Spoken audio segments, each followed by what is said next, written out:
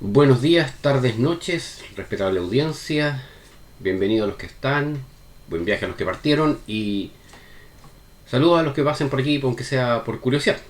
El día de hoy quiero hablar de algo bien puntual, que es el pensamiento económico austriaco, lo que se conoce como la Escuela Austriaca de Economía.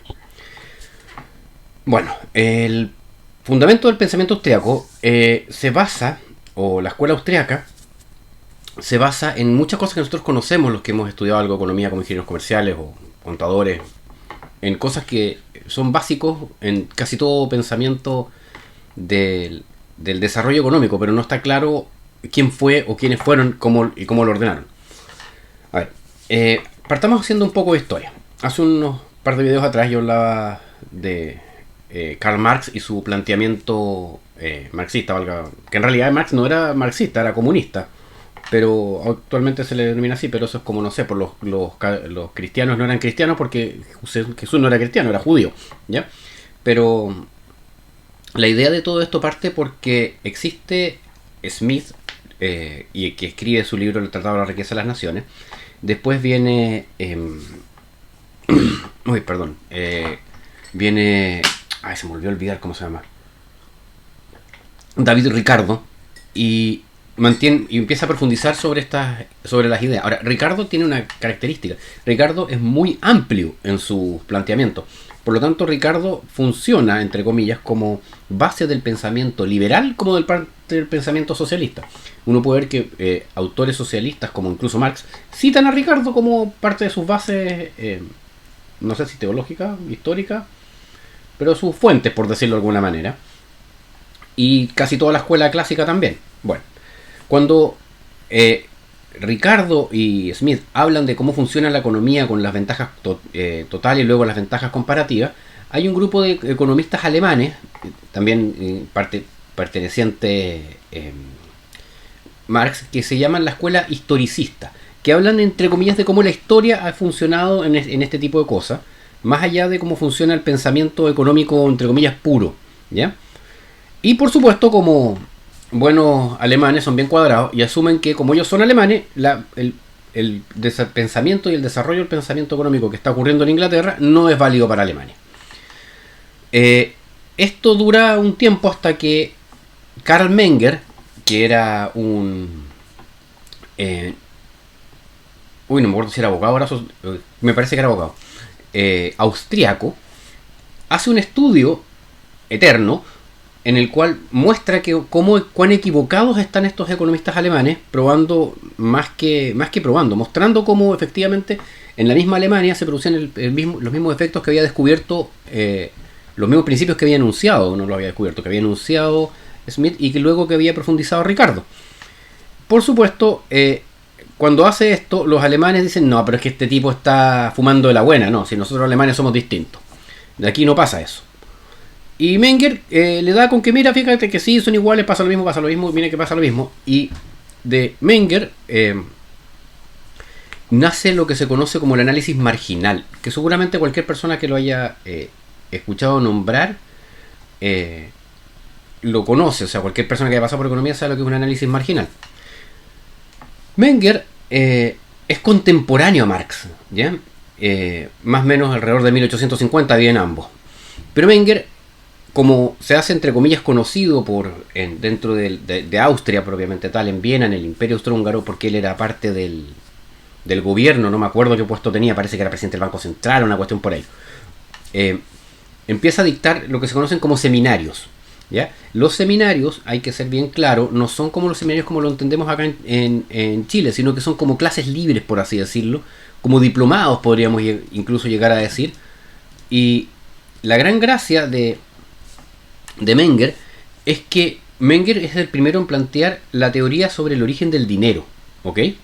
Y sobre esa teoría del dinero empieza a plantear lo que se llama la teoría del capital, de dónde sale el capital realmente y por qué el dinero influye y el capital existe y no solamente es como decía Marx y los alemanes en general, que era una cosa de pura maldad. Dentro de sus principales discípulos, él tiene dos discípulos, uno es Eugen von Bauer y el otro es Se me olvidó el otro. Bueno, vámonos con von Bauer nomás. Von Bauer es un economista, también abogado. Insisto, estamos hablando del siglo XIX, cuando la profesión de economista no existía. Y von Bauer es aquel que efectivamente muestra y prueba todos los errores que tiene el concepto de Marx del capital, cuando habla de la plusvalía del trabajo y todo lo demás. Von Bauer, que es discípulo de Menger, y que luego hereda, entre comillas, el puesto en el Estado, tienen el mismo cargo en algún momento los dos. Von Bauer prueba que el dinero tiene cierto sentido, tiene además una teoría positiva del capital que se llama, no es que el capital sea malo como dice, que explote al trabajador como decía Marx, sino que tiene su aporte en la producción. Pero el principal aporte tal vez de von Bauer es el ciclo económico. Cuando nosotros hablamos del ciclo económico y hablamos del crecimiento, recesión, eso lo descubre von Bauer en el siglo XIX, en 1870, en un libro que se llama Tratado de Economía o algo así, que es eterno, es muy largo, es muy denso, a ratos muy aburrido, pero es muy interesante porque una de las cosas que prueba Menger en esto es cómo el interés afecta a la economía y cómo estos ciclos económicos se ven producidos no porque sí, sino que lo que afecta y produce los ciclos económicos es el Banco Central. Porque el Banco Central mueve la tasa de interés en forma, ¿cómo podemos decirlo que no suene feo? Altera las tasas de interés en forma artificial. No hay un equilibrio natural en las tasas de interés. Como si existe un equilibrio natural, por ejemplo, en los precios. Si un producto es muy caro, la gente no lo compra. Si es muy barato, la gente lo compra.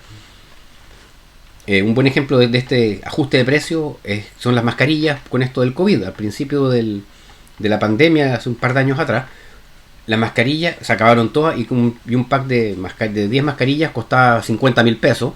Y hoy en día uno puede comprar 100 mascarillas por 1.000 pesos, más o menos.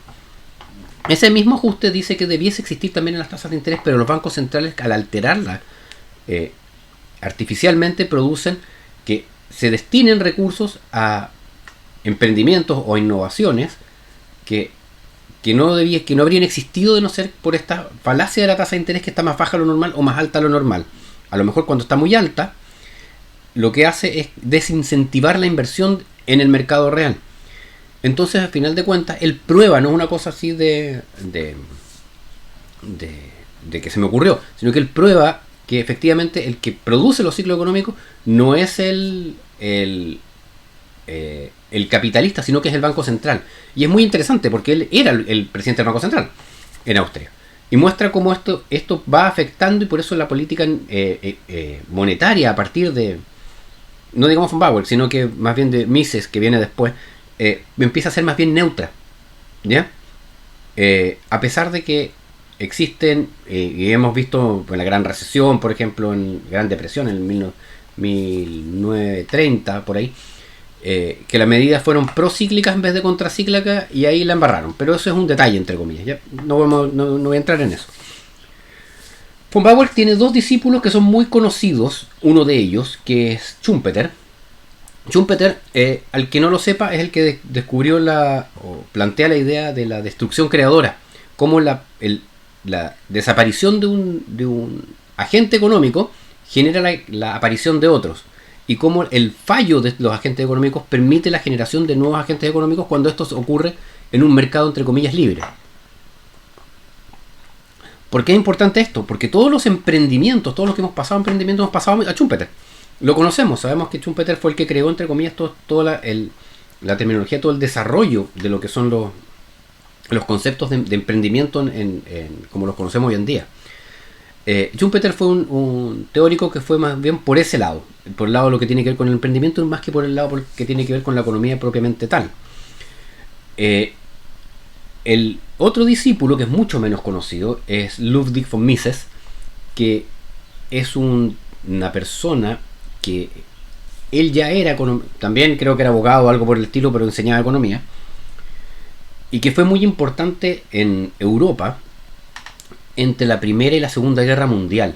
porque crea todo un sistema, explica muchísimo de todo el proceso económico a través de la teoría del dinero y el crédito. Es un libro que tiene un escrito que es tremendamente complicado, pero explicando más bien, porque el problema que tienen, aquí hay un problema que tienen casi todos los autores austriacos, que mezclan mucho de filosofía con economía, entonces de repente cuesta mucho seguirles la línea de esto que está pensando es práctico o no es práctico. Podemos decir si se fue en la volada o no. Bueno, en la teoría del dinero y el crédito lo que hace Mises es explicar cómo funciona el dinero y el interés, y los mezcla, y es el primer economista que unifica ambas partes de la teoría. Recordemos que Menger, en 1850, por darle una fecha, había generado la teoría del dinero, y von Bauer había generado la teoría del interés. Mises es capaz de juntar ambas y explicar cómo funcionan en conjunto, y es el primer economista que lo hace en el mundo.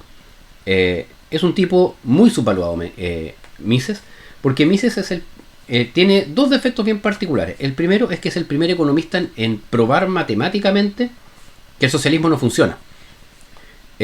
Mises, a través de los cálculos matemáticos, muestra cómo la economía socialista no funciona, no funciona en ninguna parte, y antes de que fueran aplicadas en la práctica. Estamos hablando 1921-1923, cuando la Unión Soviética tenía 10 minutos y no existían otros países comunistas en el mundo.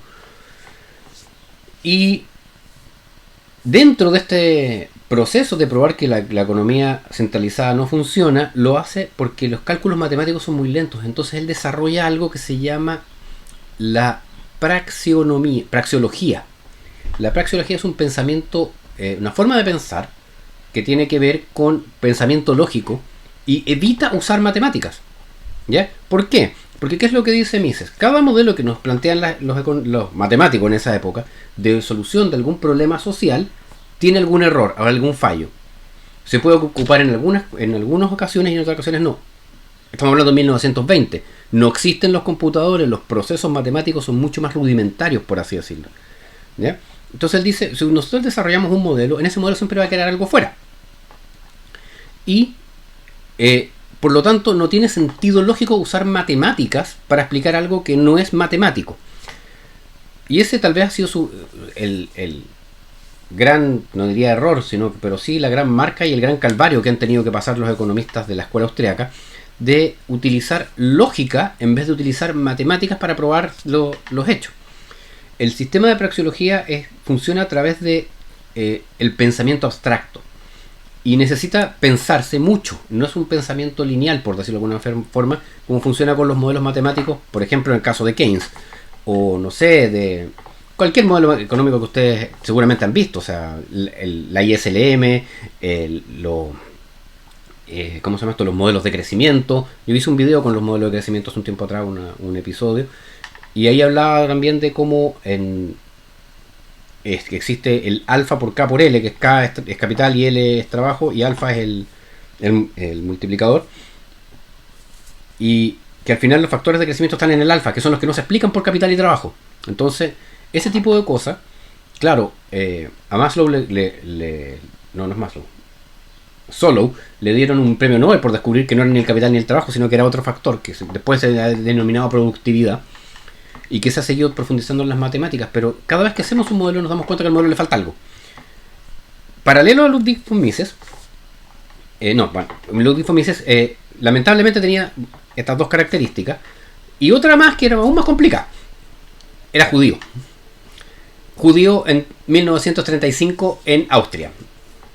No es como un buen lugar para ser judío. Entonces Mises huye a Estados Unidos y llega sin ningún reconocimiento. ¿Por qué? Porque Mises no tenía peso en Estados Unidos, porque en Estados Unidos existían la mayor parte de las escuelas económicas eran matemáticos. Hasta el día de hoy la mayor parte de los economistas estadounidenses estudiaron matemáticas antes de economía, lo cual no sé si es bueno o es malo, pero es un dato de la causa.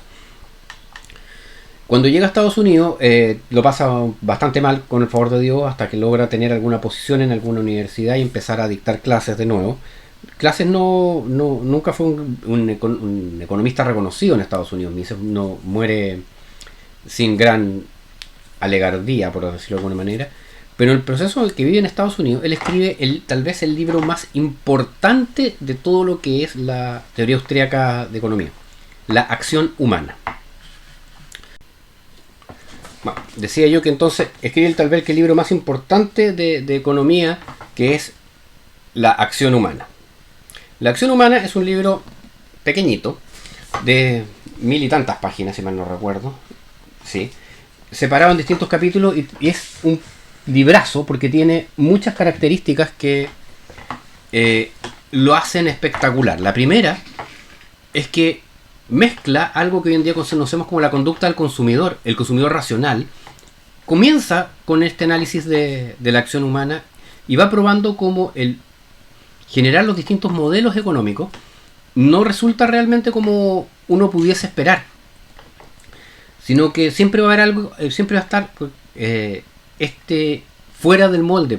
Y en Chicago, a todo esto, en paralelo empieza a surgir la escuela monetaria, lo que se conoce como, del cual el principal exponente fue Milton Friedman, que seguramente todo el mundo lo ha escuchado nombrar, y si no, preocúpense, que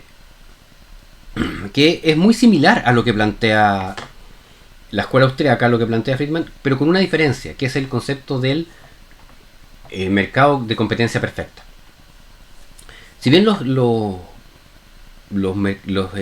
chicaguenses plantean este mercado de competencia perfecta para entender qué es lo que no está dentro del mercado de competencia perfecta, el modelo en sí es un modelo muy simplificado de la realidad, y eso es algo que a Mises no le cae muy bien.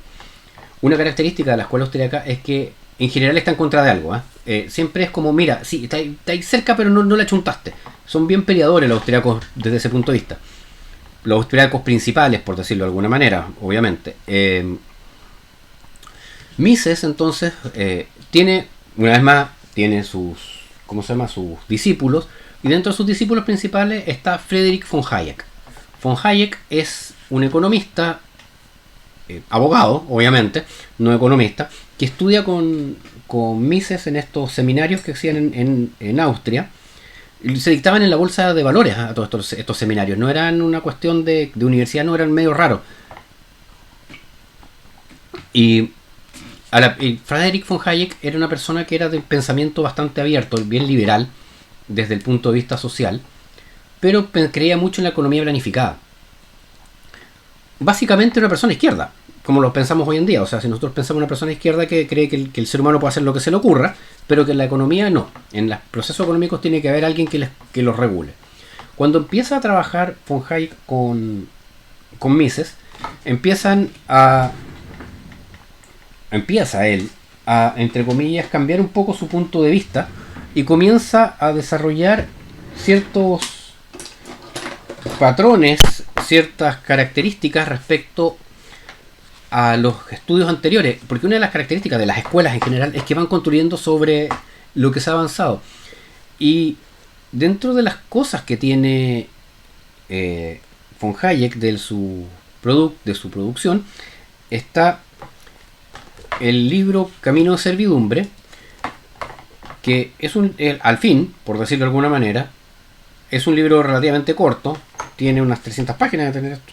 Sí, 300 páginas menos tiene, pero en un formato pequeño, a diferencia de los otros que son libros que son casi unas Biblias. Y Camino de Servidumbre explica por qué. Camino de Servidumbre es una continuación de un libro anterior que se llama La Fatal Arrogancia. La Fatal Arrogancia es una crítica a los economistas que plantean que pueden explicar bien los procesos de pensamiento humano. Porque claro, cuando hacemos agregados y hablamos de las leyes de los grandes números, funcionan algunas cosas. Pero cuando desagregamos y entramos a la micro, cada modelo empieza a ser distinto. Y luego si seguimos desagregando, vamos a darnos cuenta que cada consumidor racional es racional hasta cierto punto. Incluso en lo que dice Mises en la acción humana, él explica por qué los seres humanos no somos todos iguales. Porque si fuésemos todos igual de racionales, fuésemos todos exactamente igual y fuésemos todos exactamente igual de maximizadores, pensaríamos todos exactamente igual. Y eso no es así, ¿ya? Bueno, entonces, tomando esta idea de que no es así, Hayek escribe este libro Camino de Servidumbre, que es un libro excelente, que ese no por ahí anda, y en el cual explica esto, como yo decía, y luego sigue con Camino de Servidumbre, Y luego sigue con la fatal arrogancia, que es esta idea de que uno puede eh, determinar con cierto grado de certeza cómo va a actuar la gente. Una vez más, esta determinación viene dada por los modelos matemáticos. Una vez más, hoy el economista austríaco más importante del momento desestima los modelos matemáticos. Hayek funciona, vive y desarrolla toda su teoría en paralelo, él viviendo en Inglaterra, en paralelo con John Maynard Keynes. Keynes fue un economista muy importante, tal vez el economista más influyente del siglo XX, pero dijo puras barbaridades. Lo simpático de Keynes es que Keynes dijo cosas nuevas y cosas ciertas. Lo interesante es que las cosas nuevas no eran ciertas y las cosas ciertas no eran nuevas. Eso es de Thomas Sowell, que es un economista estadounidense de la escuela austriaca, matemático de color. Pueden encontrar videos de él es muy inteligente, está vivo todavía Sowell si no me equivoco, y tenía un programa de televisión en Estados Unidos en la década del 60 y los 70 y uno puede ver cómo va desarmando los argumentos, por ejemplo, siendo una persona de raza de color, respecto a la discriminación de raza. Es súper interesante verlo, ¿ya? Uno puede estar a favor o en contra, pero véanlo si es que tienen la oportunidad, porque plantea cosas que uno lo dejan pensando, y pensar siempre es bueno.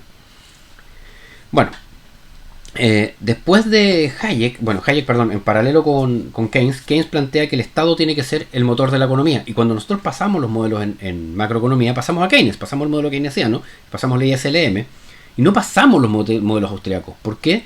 Porque los modelos austriacos en general plantean que el gobierno, desde la época de Eugen von Bauer, solamente genera ruido y no produce buenas, ¿cómo se llama esto? Buenas medidas en el largo plazo. En el largo plazo, como el gobierno siempre interviene, sea por vía Banco Central o vía Estado, siempre está interviniendo en la economía, está generando ruido, está generando desequilibrios. Entonces, cuando hablamos de los mercados y se habla del equilibrio del mercado y luego se dice hay que corregir los desequilibrios, el principal agente desequilibrador es el Estado. Eso es lo que determina Hayek, en contraposición de lo que decía Keynes, que decía que el Estado era la hostia y que en el largo plazo daba lo mismo, porque de hecho en algún momento, cuando le preguntan y en el largo plazo, Keynes responde: en el largo plazo todos estamos muertos, porque estamos hablando de principios de 1900, en el periodo de 1920, los locos años 20, escribe su libro principal, Keynes, que se publica en 1932, y viene toda esta ruptura del crash de la bolsa y todo lo demás, y en ese momento él escribe toda su teoría. Y lo simpático es que Keynes escribe una teoría que no es exactamente la que se pasa hoy en día, sino que fueron sus discípulos los que, entre comillas, la fueron modificando y aterrizando a lo de hoy en día. ¿En qué estaba yo? Keynes, con esto de que todo en el largo plazo todos estamos muertos, es porque él no le tocó vivir efectivamente el proceso posterior, ¿ya? Keynes murió muy joven. Keynes murió, no me acuerdo en qué año, para serle sincero, 46 por ahí, y no tenía más de 45 años. Murió muy muy joven porque era medio, como diríamos en Chile, patarrajado, medio licencioso, bueno para la buena vida y la poca vergüenza. Era más desordenado que ataque indio. Podemos decirlo como queramos, pero él murió de un infarto producto de la buena vida y la poca vergüenza, muy muy joven. Hayek, a diferencia de él, gana el premio Nobel en 1935 por sus aportes, y murió en la década del 90, si mal no recuerdo, Hayek, y murió de 90 y algunos años. Bueno, después de Hayek viene como economista principal, por decirlo, de la línea de la escuela austriaca, Murray Rothbard. Rothbard es un estadounidense, ahora sí, que no fue discípulo de ninguno de ellos directamente, pero sí fue comenzando a sintetizar los diferentes pensamientos económicos. Se dio cuenta que lo que más le cuadraba a él era la economía austriaca. Y uno de los libros principales que tiene Rothbard es La ética de la libertad. Hay que entender que la libertad se entiende en la escuela austriaca desde el punto de vista de la libertad completa del individuo, no solamente la libertad de económica, ¿ya? Del libre mercado, por así decirlo, sino que el individuo que quiere consumir drogas puede hacerlo, pero bajo su responsabilidad, que la persona que quiera, en algunos casos, hay planteamientos distintos, pero hay muchos que están a favor del aborto. Los pensamientos son muy, muy abiertos, por así decirlo, ¿ya? No hay tema del, por ejemplo, de la educación de género, la educación sexual. Todo tiene que estar abierto con la mayor libertad posible para que cada individuo tenga la mayor cantidad de información posible.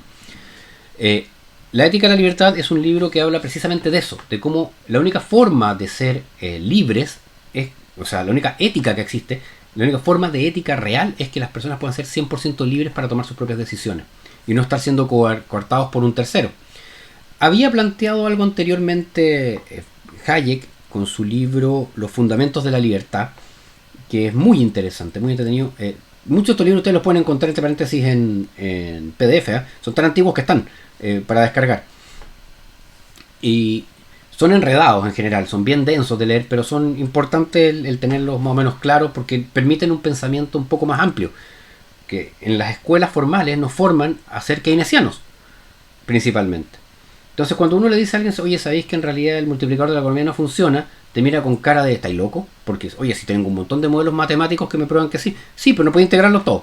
Y hasta ahí nomás llega el proceso matemático. No estoy diciendo que las matemáticas sean inútiles, sino que las matemáticas funcionan en ciertas realidades, no en todas, en el caso de los procesos sociales, por decirlo de alguna manera. Los sociólogos probablemente se van a volver locos y los psicólogos también, pero uno no puede encasillarlos a todos igual. Un modelo, porque los psicólogos sobre todo, que son especialistas en hacer la escala de lo que se les ocurra, pueden ver ustedes que van funcionando todas las personas distintas, aunque tienen patrones comunes, pero son patrones grandes. Una vez más, cada un individuo es distinto. Ya, avanzando un poco más ya, no de los nombres, sino cuáles son las características principales. Como núcleo, por decirlo de alguna manera, lo principal que tiene la escuela austríaca es que desarrolla el concepto del valor subjetivo y la utilidad marginal. Cuando, en contraposición, porque como les digo todo es bastante simpático esto de estar en contra de todo el mundo, cuando Marx dice que las cosas, existe la plusvalía del trabajo y por eso las cosas tienen un valor y que mientras más trabajo más caro, se quedan mirando todos unos a otros y dicen, oye, pero si una persona puede estar barriendo la calle de 3 días no le van a pagar más. No tiene sentido eso.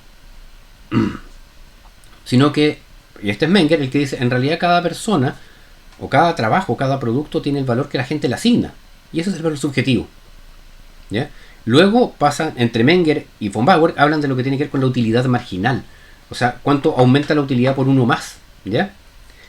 Eso es principal, es muy básico, o no muy básico, sino que son la parte central del pensamiento austriaco. El cálculo económico desde el punto de vista de entender cómo funcionan los procesos, no del número matemático puntual. Pero principalmente, tal vez lo más importante de todo el núcleo central es el orden espontáneo y lo importante de los precios. Los precios entregan información. Si un producto está muy caro, la gente no lo compra, te están dando una información. Y eso es lo que se llama el voto del mercado. Cuando tú compras un producto o no compras otro. ¿Ya? Productos que son muy similares, que son competidores, se diferencian por ciertas características. Estamos hablando, todo esto se fue desarrollando a principios del siglo XX. No existían estos grandes procesos de marketing, ¿ok?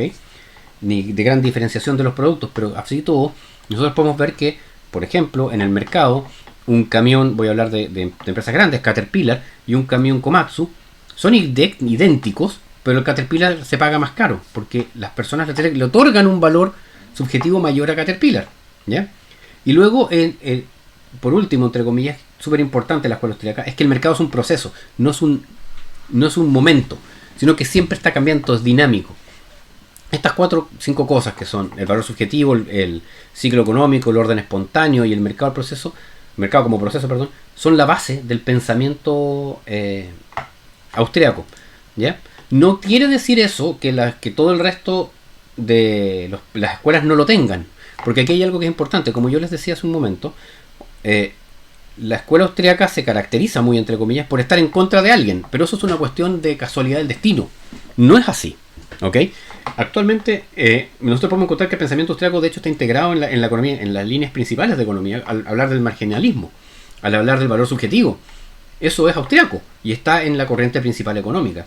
Está también, por ejemplo, aplicaciones como tienen que ver con el Law in Economics, que es cómo los desarrollos de la ley para la economía van siendo funcionando con libertad. Y en este caso tenemos, por ejemplo, a Ronald Coase, que es un abogado empieza a ser aburrido esta cuestión del abogado, que determina que en el caso de una negociación siempre va a ser más eficiente que las dos partes se pongan de acuerdo a que un tercero los coordine.